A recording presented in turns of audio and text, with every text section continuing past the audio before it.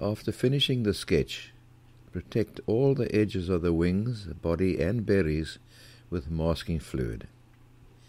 Now mix a dark mauve and, with your board at a slight slope, paint in the background. Be careful to keep a bead at the bottom of each stroke in order to produce an even background.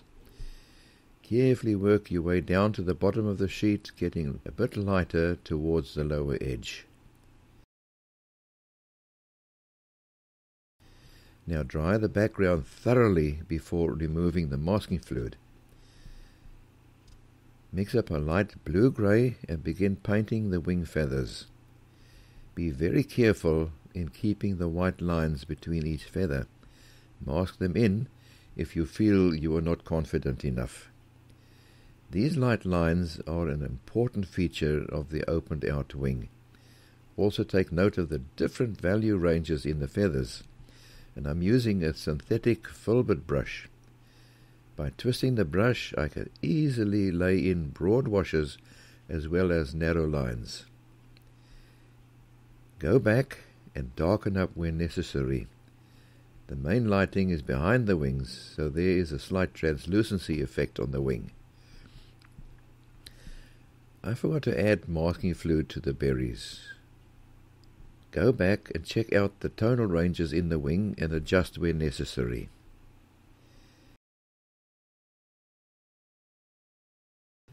Now we can block in the lightest color of the berries and then start blocking in the body of the bird with burnt sienna. And I normally block in all the dark areas first, because this way I can ensure that the tonal ranges will fit properly with the final result. Be careful in not making the white areas for the eye too small. Continue adding in all the very dark, almost black areas. Now we can darken up some of the brown areas even more. It is good practice to check your colors on a separate piece of paper before adding it to the painting proper. Some mistakes are not easy to rectify. Finish off the tail as well. The finer details are now added to the wing, and also be careful in not overdoing it. You must try to know when to stop. Complete the base of the wing and blend in neatly with the rest of the body. There is a lot of other fine detailing needed in this area, so carefully compare what you are adding to that which you see in the reference photograph. More than often, these smaller details give the sparkle to the finished painting.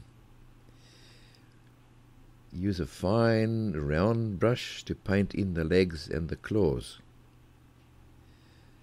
Although not easily visible in the reference photograph, we need to show the eyes, and this is done in a slightly lighter color value. Keep the highlight for the eye. Begin darkening up the shadow side of the berries and the stalks, and start with a middle tone, making sure to keep the highlights on the berries. Gradually add each darker value to give the berries that rounded look. Now don't be too hasty, as we want the berries to look very realistic, and they are part of the focal area. For the real dark shadow of each berry, you will notice that I used paint directly out of the tube. Don't make the berries all look the same. Some will be darker than the others. Some will also have shadows darker than the rest. It is the variety that adds more interest to the painting. Very lightly lift out the lower eyelid to delineate the eye. With a fine round brush we can now go over to finalizing and refining more small details.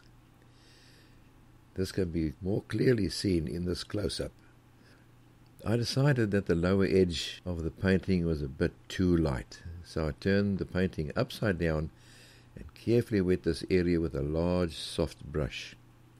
Now you must use this brush very lightly so as not to disturb the underlying pigment, and dampen a little bit further than you need to, so that we can leave space for the newly added paint to merge into, and if you don't, then a hard edge will appear and spoil the effect.